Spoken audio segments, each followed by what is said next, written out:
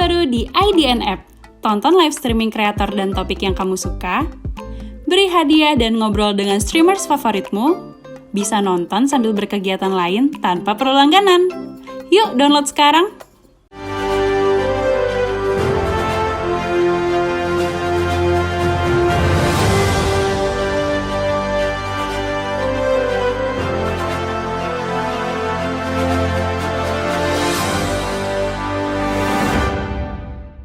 Halo Sobat Milenial, kalian sedang menyaksikan program Top News by IDN Times bersama saya, Larsati Putri. Selama 30 menit ke depan, kami akan menyajikan rangkuman Top News sepanjang hari ini, Senin 28 November 2022. Kita awali Top News hari ini dari Cianjur, Jawa Barat. Pihak kepolisian hingga saat ini masih berupaya memberikan bantuan secara merata kepada masyarakat terdampak gempa di Kabupaten Cianjur, Jawa Barat. Berikut kita simak informasi selengkapnya. Pihak kepolisian juga memaksimalkan pemakaian helikopter hingga sepeda motor trail lantaran banyak warga yang terisolasi akibat akses yang sulit ditembus. Kabid Humas Polda Jabar, Kombes Pol Ibrahim Tompo mengatakan, pada hari ini pemberian bantuan menggunakan motor trail ke Posko Kadu Gede di Desa Wangunjaya, Cogenang. Di sana terdapat puluhan warga, di antaranya 72 laki-laki, 64 wanita, dan 40 anak-anak.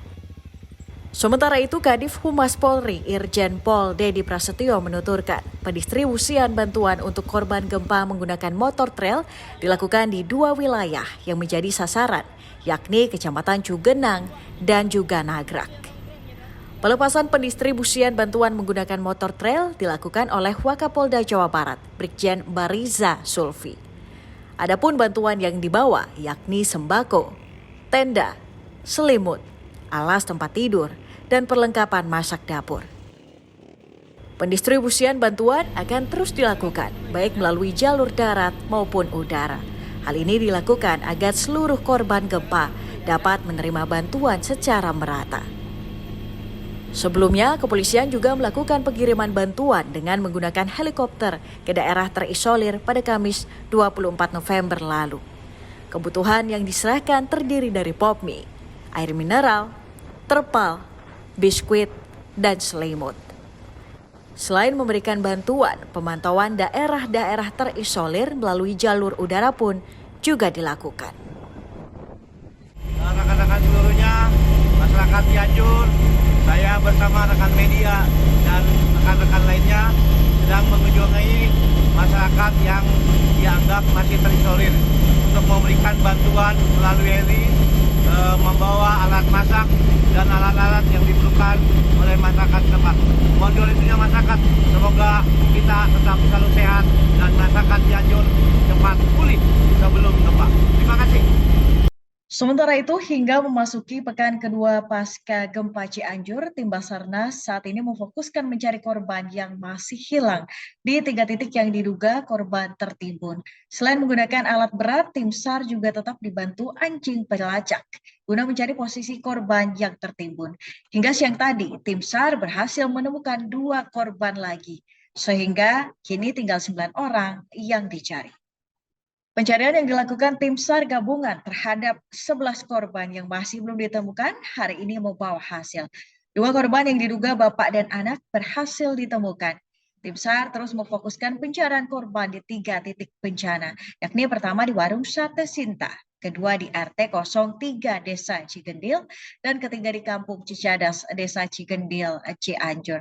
Dalam pencarian korban, tim SAR dibantu relawan dan TNI Polri juga akan menggunakan alat berat dan anjing pelacak. Berikut kita simak penjelasan Kepala Basarnas Provinsi Jawa Barat, Jumaril, saat konferensi pers. Izin melaporkan terkait dengan proses pencarian dan pertolongan hari ini. Kami ada beberapa strategi yang kami terapkan. Yang pertama adalah pembagian area pencarian. Kita bagi worksite hari ini masih sama dengan yang kemarin, yaitu 3 worksite. Yang website 1 di Warung Sate Sinta, kemudian worksite 2-nya di RT 03 Desa Cijedil, dan worksite 3-nya adalah di Kampung Cicadas, Desa Cijedil. Kemudian strategi yang kedua adalah kita masih tetap bekerja sama dengan unit satwa, dengan kita masih memberdayakan anjing pelacak untuk membantu kita mendeteksi atau memetakan kira-kira lokasi-lokasi mana yang dicurigai adanya korban. Kemudian kita juga masih mengoptimalkan penggunaan alkon dan alat berat, karena untuk manual ini sangat sulit dilakukan. Alhamdulillah dari proses pencarian pertolongan hari ini kita dapat, seperti yang disampaikan tadi Pak Kepala BNPB, 3 korban bisa kita evakuasi, yang dimana ketiga-tiganya adalah di worksite 02, yaitu di RT 03 Desa Cijedil. 7 hari pasca gempa berkekuatan magnitudo 5,6 yang terjadi di Cianjur, Jawa Barat, Badan Nasional Penanggulangan Bencana atau BNPB mencatat jumlah korban meninggal dunia 321 orang dan 11 orang masih dinyatakan hilang. Sedangkan jumlah pengungsi mencapai 73.800 jiwa lebih yang mengungsi di 325 titik pengungsian. BNPB dibantu TNI, Polri, dan relawan telah menggunakan helikopter dan sepeda motor untuk membawa bantuan kepada warga di daerah yang masih terisolir. Berikut kita simak penjelasan Kepala BNPB, Letnan Jenderal Suharyanto, saat konferensi pers di Pendopo Bupati Cianjur. Di catatan kita semua ya, berarti dengan ditemukannya 3 ini, sampai hari ini yang meninggal dunia menjadi 321 orang. Begitu ya, karena kemudian yang masih hilang, kemarin disampaikan 14, karena sudah ditemukan 3, berarti masih ada 11 korban yang masih dinyatakan hilang. Kemudian luka berat yang saat ini masih dirawat di seluruh rumah sakit, baik di Kabupaten Cianjur maupun yang sudah dirujuk ke rumah sakit lain, terdata 108 orang. Ini di luar dari yang kemudian ada penyakit-penyakit setelah mengungsi gitu ya. Tadi mungkin para rekan-rekan wartawan ada datanya, ini sudah juga dievakuasi ke fasilitas-fasilitas kesehatan terdekat. Kemudian per hari ini Satgas Gabungan juga sudah berhasil mengidentifikasi titik-titik pengungsian. Jadi semuanya seluruh Kabupaten Cianjur ini ada 325 titik pengungsian. Banyak sekali ya. Dan 183 itu yang terpusat. Terpusat di sini adalah kekuatan yang mengungsi di atas 25 orang. Kemudian ada 142 titik pengungsian mandiri. Artinya masyarakat yang mendirikan tempat-tempat pengungsian di sekitar rumahnya masing-masing dengan kekuatan di bawah 25 orang. Kemudian yang berhasil didata, jumlah pengungsi per hari ini adalah 73.874 jiwa atau 74 orang. Saya ulangi, 73.874 orang. Rinciannya, pengungsi laki-laki 33.713 orang. Pengungsi perempuan 40.161 orang. Penyandang disabilitas ada 92 orang. Ibu hamil ada 1.207 orang. Dan lansia ada 4.240 orang. Kemudian untuk rumah dan infrastruktur yang rusak, ini tentu saja angkanya akan berkembang ya. Kemarin atau tadi pagi, saya ulangi, Bapak Bupati sudah melepas tim pendataan gabungan, baik dari unsur pemerintah daerah unsur TNI Polri, dan dari perguruan tinggi untuk mendata rumah baik yang rusak berat, rusak sedang, rusak ringan, dan seluruh infrastruktur. Sehingga rekan-rekan media, ini datanya akan berkembang. Jadi kalau setiap hari berubah, ya karena tentu saja temuannya pun berubah. Nah, untuk sementara kita bisa sampaikan kepada rekan-rekan media untuk yang rusak berat ini ada 27.434 rumah. Yang rusak sedang ada 13.070 rumah. Yang rusak ringan ada 22.124 rumah. Sehingga totalnya 62.628 rumah. Kemudian infrastruktur sekolah ada 398, tempat ibadah ada 160, fasilitas kesehatan 14, dan gedung kantor adalah 16. Sampai hari ke-7 yang menonjol, karena titiknya banyak ya, 325 titik pengungsian tersebar di 15 kecamatan. Ya, jadi ini banyak sekali sehingga tentu saja membutuhkan sumber daya yang tidak sedikit. Tenda-tenda baik yang besar maupun yang kecil, yang ukuran untuk 4x6 ataupun 3x4 untuk keluarga ini masih dibutuhkan banyak. Kita beralih ke berita lain. Helikopter polisi hilang kontak sejak hari Minggu kemarin di perairan Kepulauan Bangka Belitung. Tim SAR menemukan satu kru helikopter Bolko meninggal dunia di sekitar pantai Burung Mandi. Tim terus melakukan pencarian terhadap 3 kru helikopter yang masih hilang. Polisi menduga pesawat hilang kontak karena gangguan cuaca. Berikut kita simak penjelasan Karopenmas Divisi Humas Polri, Brigjen Ahmad Ramadan saat konferensi pers Senin siang. Kepada seluruh masyarakat Indonesia, pada hari ini Senin 28 November 2022 saya Karopenmas Divisi Humas Polri akan menyampaikan update terkait dengan peristiwa hilang kontak helikopter milik Polri jenis NBU 105 dengan nomor register P1103 di wilayah perairan Belitung Timur yang terjadi pada hari Minggu kemarin tanggal 27 November 2022 pukul 13.45. Perkembangan pencarian kami sampaikan sebagai berikut. Pada pukul 20.30 WIB salah seorang nelayan melaporkan telah menemukan sandaran kursi penumpang helikopter di perairan Manggar Belitung di dekat pantai. Dengan temuan tersebut, fokus pencarian diarahkan di perairan Manggar Belitung. Kemudian hari ini, tadi pagi pada pukul 07.58, kami laporkan tim telah menemukan satu jenazah yang diduga adalah salah satu kru dari helikopter tersebut.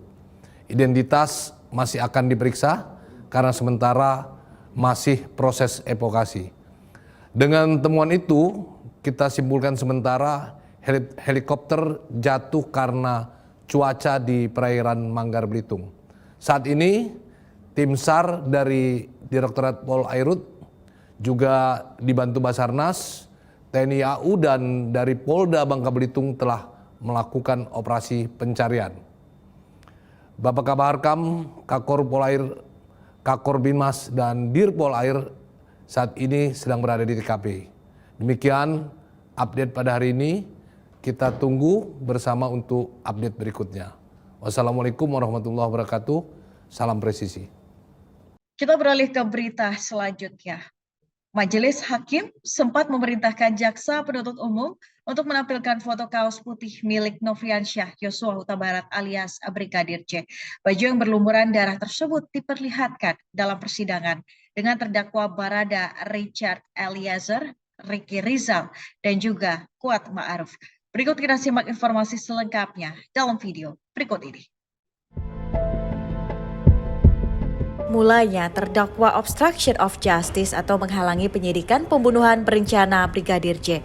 Arif Rahman Arifin menyaksikan jenazah Brigadir J sudah bersih. Tidak mengenakan baju di ruang otopsi RS Polri, Jakarta Timur pada Jumat 8 Juli 2022. Hal itu ia ungkap saat menjadi saksi di sidang hari ini yang diadakan di Pengadilan Negeri Jakarta Selatan. Awalnya Arif mengungkap sempat melihat rekaman CCTV saat Brigadir J masih hidup mengenakan kaos putih sebelum Verdi Sambo tiba di rumah dinas Duren 3, Jakarta Selatan. Usai memberi kesaksian dalam sidang, hakim kemudian memerintahkan jaksa penuntut umum menampilkan kaos putih Brigadir J yang sudah memerah karena darah di ruang otopsi. Saat ditampilkan kaos yang dimaksud, Arif membenarkan dan mengonfirmasi pertanyaan jaksa penuntut umum.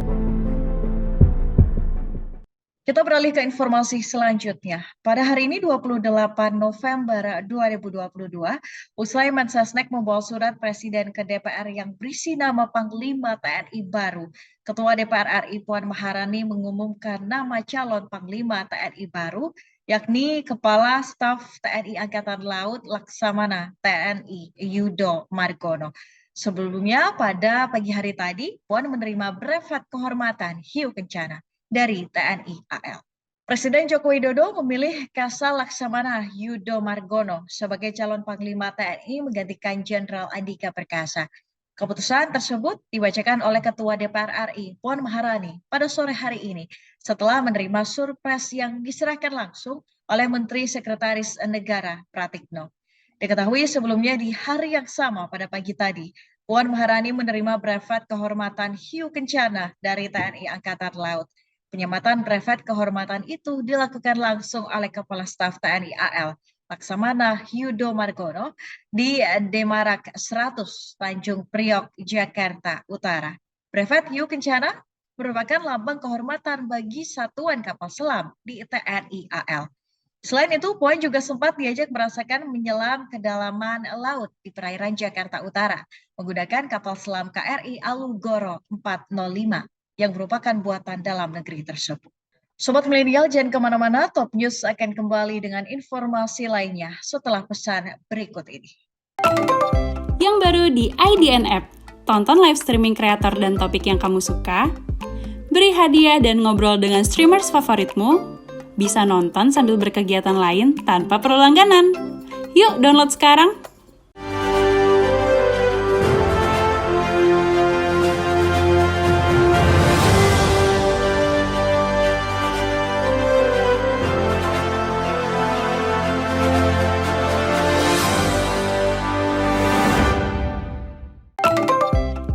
Di IDN App, tonton live streaming kreator dan topik yang kamu suka, beri hadiah dan ngobrol dengan streamers favoritmu, bisa nonton sambil berkegiatan lain tanpa perlu langganan.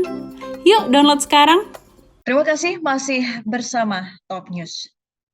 Jelang pemilu 2024, Presiden Joko Widodo kembali menyampaikan kode-kode terkait calon presiden yang akan menggantikannya saat berpidato di hadapan relawan Nusantara Bersatu di Stadion Gelora Bung Karno.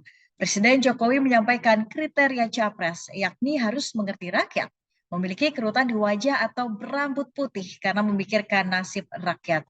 Menurut Presiden Jokowi, calon pemimpin ke depan harus mengerti tentang keberagaman Indonesia dan bisa meneruskan pembangunan yang sudah ada saat ini. Berikut kita simak pernyataan Presiden Joko Widodo di hadapan relawan Nusantara Bersatu akhir pekan lalu. Kita dibawa ke WTO, baru 2 bulan yang lalu kita kalah. Tapi keberanian kita menghilirisasi bahan-bahan mentah, itulah yang akan terus kita lanjutkan meskipun kita kalah di WTO. Kita ingin GDP ekonomi kita bisa mencapai nantinya 7 triliun US dollar di 2045. Artinya kita sudah menjadi negara maju. Tapi ini tidak mudah. Butuh kerja keras. Butuh kerja keras. Butuh kerja keras.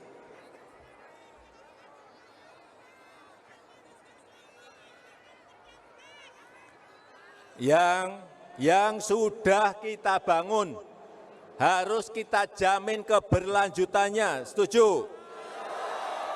Inilah yang harus kita jaga bersama-sama. Bukan hanya untuk 2024, bukan hanya untuk 2029, tetapi untuk Indonesia Emas 2045 dan seterusnya.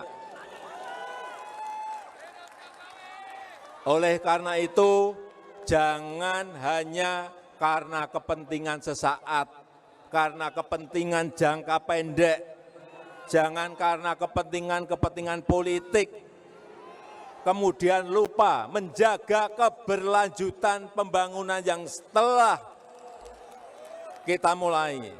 Kemudian menjaga juga, jangan lupa menjaga agar yang sudah di jalur yang tepat ini, yang sudah on the right track ini, terus bisa dilanjutkan.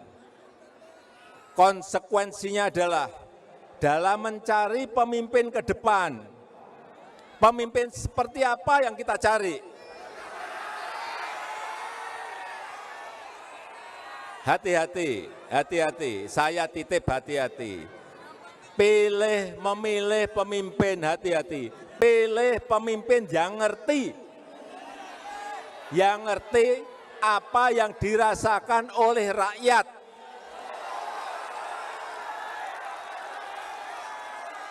Pilih nanti di 2024, pilih pemimpin yang ngerti tentang apa yang dirasakan oleh rakyat. Setuju? Juga pilih pemimpin yang tahu apa yang diinginkan oleh rakyat, apa yang dibutuhkan oleh rakyat. Setuju? Jangan sampai kita memilih pemimpin yang nanti hanya senangnya duduk di istana yang AC-nya dingin.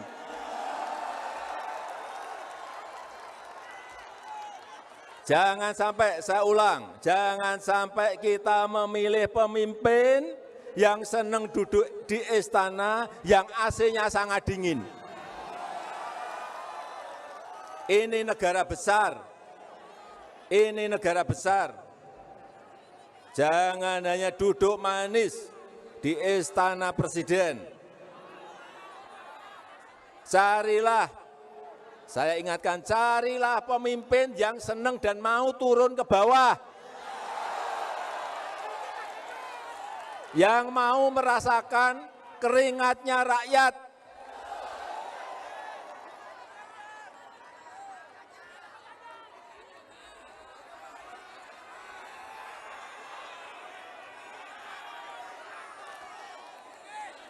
Perlu saya sampaikan,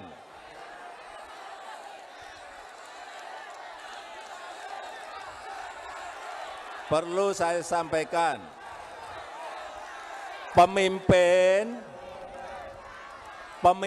yang mikirin rakyat itu kelihatan, dari mukanya itu kelihatan. Dari penampilannya itu kelihatan. Banyak kerutan di wajahnya karena mikirin rakyat.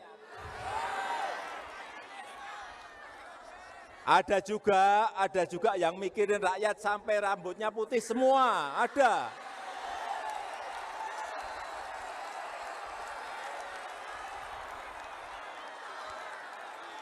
Ada itu.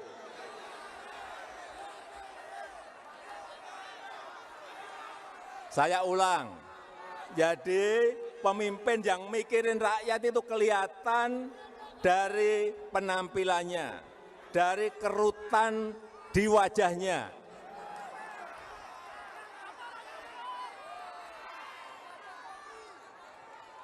Kalau wajahnya celing,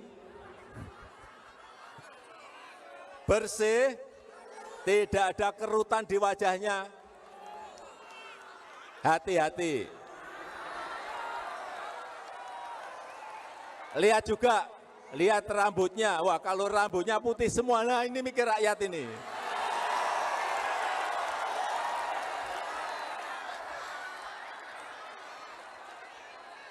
Bapak Ibu yang saya hormati, Indonesia ini adalah negara besar. Indonesia adalah negara besar. Indonesia adalah bangsa besar.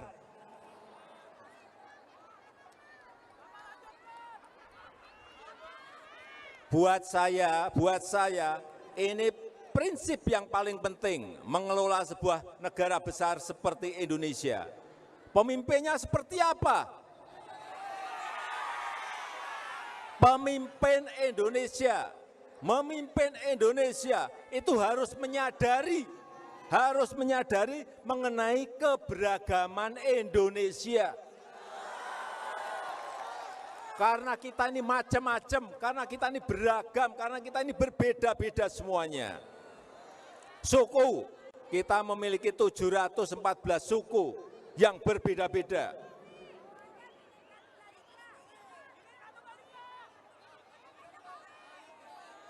Bahasa daerah, kita memiliki lebih dari 1.300 bahasa daerah yang berbeda-beda. Agama kita juga berbeda-beda. Oleh sebab itu, pemimpin itu sekali lagi harus menyadari mengenai keberagaman Indonesia.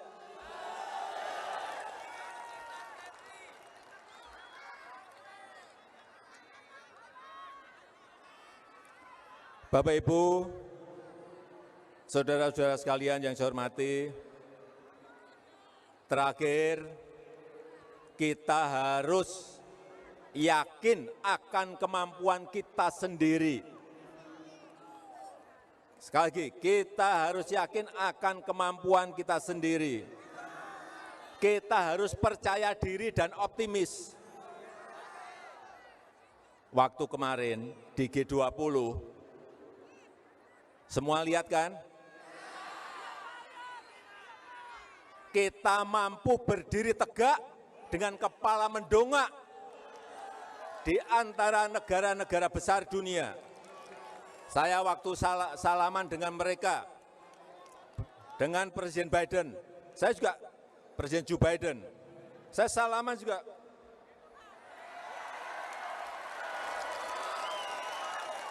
Kita negara besar. Waktu salaman dengan Presiden Xi Jinping,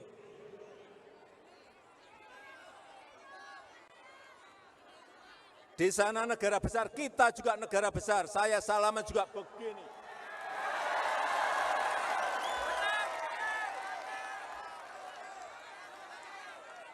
Dengan negara-negara Eropa, kita juga tidak menunduk-nunduk, salaman juga begini. Kita harus percaya diri dan optimis, mampu berdiri tegak dengan kepala mendongak, menunjukkan bahwa kita adalah bangsa besar yang benar-benar memiliki keinginan untuk menjadi negara maju. Dengan kerja keras yang tinggi, dengan kerja keras tanpa lelah, dengan kerja keras tanpa menyerah. Jangan dikit-dikit mengeluh. Jangan dikit-dikit mengeluh. Bukan bangsa pekerja keras itu namanya. Sementara itu, Presiden Joko Widodo menyinggung ciri pemimpin yang memikirkan rakyat adalah mereka yang memiliki rambut putih. Sontak, pernyataan tersebut langsung diduga jika Jokowi memberi sinyal untuk mendukung Gubernur Jawa Tengah Ganjar Pranowo pada Pilpres 2024 mendatang. Sebelumnya, Presiden Jokowi memberikan arahan kepada relawan Gerakan Nusantara Bersatu agar memilih presiden yang mengerti rakyat pada 2024 mendatang. Menurut Jokowi, pemimpin yang mengerti rakyat terlihat dari penampilan hingga kerutan wajah, di antaranya yang memiliki rambut berwarna putih. Seperti diketahui, Ganjar Pranowo dikenal memiliki rambut yang seluruhnya berwarna putih. Hal ini juga menjadi pembicaraan di kalangan warganet pasca pernyataan Jokowi di acara tersebut. Usai pernyataan Jokowi itu, Ganjar mengunggah foto dirinya berambut hitam di akun Instagram pribadinya. Sejumlah warganet ramai-ramai berkomentar dalam unggahan Ganjar. Mayoritas mereka mengaku lebih menyukai rambut Ganjar berwarna putih.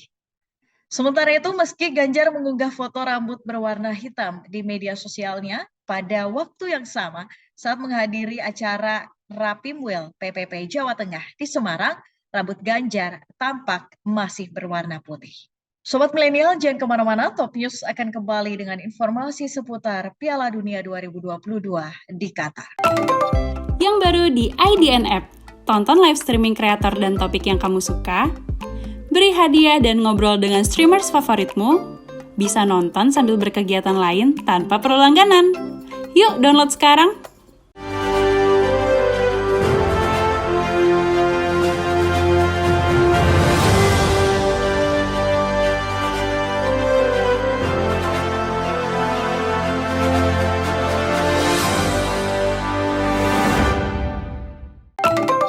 Yang baru di IDN App, tonton live streaming kreator dan topik yang kamu suka, beri hadiah dan ngobrol dengan streamers favoritmu, bisa nonton sambil berkegiatan lain tanpa perlu langganan. Yuk download sekarang! Terima kasih masih bersama Top News. Sementara itu, Federasi Sepak Bola Belanda KNVB dan IDN Times menjalankan kerjasama dalam acara nonton bareng laga di Piala Dunia 2022 antara Belanda melawan Ekuador. Lantas bagaimana keseruannya?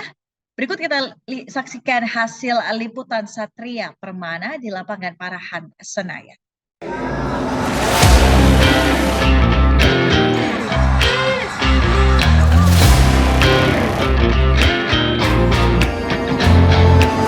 Selamat malam Sobat Millennials and Gen Z. Ketemu lagi sama gua Satria Permana. Kali ini kita ada di Oranje Indonesia Festival. Oke, ini adalah festival pertama yang digelar KNVB di Indonesia untuk meramaikan Piala Dunia 2022. Ya, Belanda kali ini kembali ke Piala Dunia setelah mereka absen di 2018. Dan KNVB mencoba untuk membawa atmosfer kemeriahan Piala Dunia ke Indonesia. Di sini kita akan ngikutin nih seru-serunya, keseruan, kita nonton bareng, terus ada berbagai macam acara seru lainnya. Kita ikutin aja yuk. Oranje Indonesia Festival sukses digelar pada Jumat kemarin di lapangan Panahan Senayan. Sebanyak 3.000 tiket ludes dan aura yang disajikan dalam festival begitu berbeda. Sebelum pertandingan antara Belanda melawan Ekuador dimulai, acara ini diramaikan oleh penampilan dari musisi Jason Ranti, Danila Riyadi, dan DJ Tiara. Terlihat juga mantan back timnas Belanda Ron Vlaar berjoget bersama di atas panggung. Meski hanya acara nonton bareng di Panahan Senayan dan tak langsung dari Stadion Piala Dunia di Qatar, auranya begitu berbeda. Para fans juga hadir dengan penampilan totalitas. Mereka berdandan unik menggunakan atribut berwarna oranye. Oke guys, kita ketemu nih sama fans Belanda yang dandanannya memang Belanda banget. Kalau fans Belanda biasanya di segala macam ajang kayak Piala Eropa sama Piala Dunia paling unik biasanya. Sama kayak fans-fans negara Afrika. Nah, salah satunya ini nih. Dari mana bang? Saya aslinya Jakarta. Jakarta. Namanya siapa? Namanya Arben. Arben.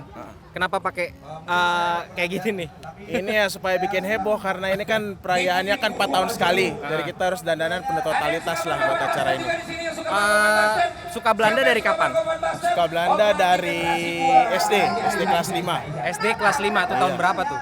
Itu tahun kira-kira tahun 2000 berapa ya? 2004 lah. 2004. Ya, jadi udah lama. Nah, ada pemain yang paling disukain nggak? Pemain paling disukain kalau sekarang ini Memphis Depay. Memphis Depay. Iya. Oke. Standar ya Memphis Depay kalau sekarang. Kalau yang lalu? Kalau yang lalu Edgar Davids. Edgar Davids. Nah, ini Edgar Davids nih Pitbull. Pitbull ya. Paling ngotot mainnya. Kenapa Iya. suka Edgar Davids? Ya karena dia ngotot, mainnya geradak geruduk, pantang menyerah. Pantang menyerah ya. Pantang menyerah. Oke, jadi semangatnya. Nah, ini adiknya. Ini adik saya juga. Adiknya. Usia berapa? Ayo, Fani. Kamu usia berapa? 12 tahun. 12 tahun.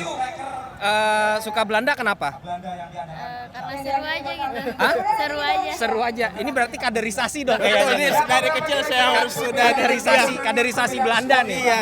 Suka pemain Belanda siapa? Sama Memphis Depay. Memphis Depay. Tahu nggak pemain-pemain Belanda yang dulu? Belum lahir dia. Belum lahir ya. Belum lahir. Tapi nggak dikasih lihat. Belum. Belum. Gitu. Tadi sorry namanya siapa? Fanny. Fanny. Sekarang kelas 6 SD. kelas 6 SD. Oke. Nah berarti ini kalau bisa dia bilang suka Belanda satu keluarga. Apa gimana? Satu keluarga ya. Satu keluarga suka Belanda. Jadi emang kalau ngomongin fans Belanda di Indonesia agak unik. Jadi mungkin karena ada roots-nya juga. Jadi ya gitulah.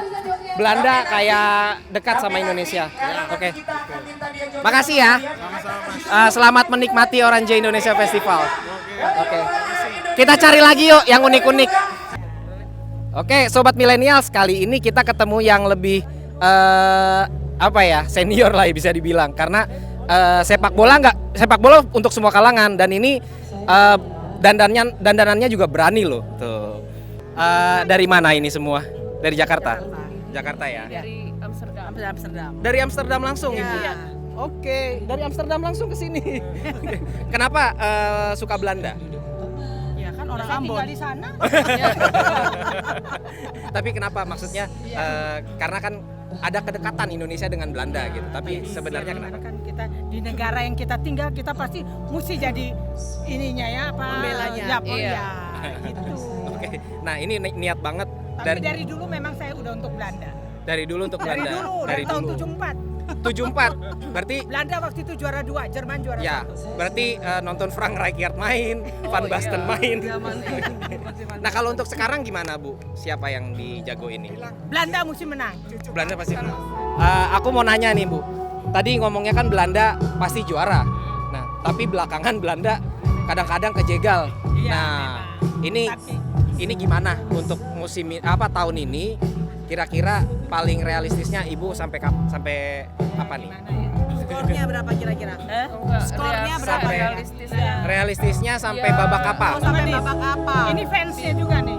Bisa aja sih sampai ke final. Bisa sampai final ya? Van Hal itu merubah strategi. Kalau kita lihat kemarin kan jelek banget ya. Mundur terus, itu hampir benar-benar untung banget bisa menang 2-0. Bisa menang 2-0. Apalagi golnya terakhir-terakhir ya? Iya, last minute. Ya semoga dia bisa mengubah strategi ke depannya yang nggak ada yang nggak mungkin kan. Bisa aja jadi juara gitu. Tahun ini semoga dengan diadanya Oranye Indonesia Festival, siapa tahu juara tahun ini. Seneng Oranye Festival ada di sini. Ya, baru pertama kan ya ini. Iya, baru pertama bener. Oke, sobat milenials, seru banget. Ternyata ada yang lebih menarik. Tante langsung dari Belanda datang ke sini loh, gitu. Jadi wow, nggak nyangka ternyata antusiasmenya sangat tinggi. Informasi tadi menutup perjumpaan kita hari ini. Sobat Milenial, terima kasih sudah menyaksikan Top News. Ikuti terus perkembangan berita-berita terbaru hanya di IDN Times. Saksikan terus Top News by IDN Times setiap Senin hingga Jumat pukul 18.30 waktu Indonesia Barat. Dan jangan lupa untuk mendownload IDN App. Saya Larsati Putri bersama tim yang bertugas mengucapkan terima kasih. Terus patuhi protokol kesehatan dan sampai jumpa.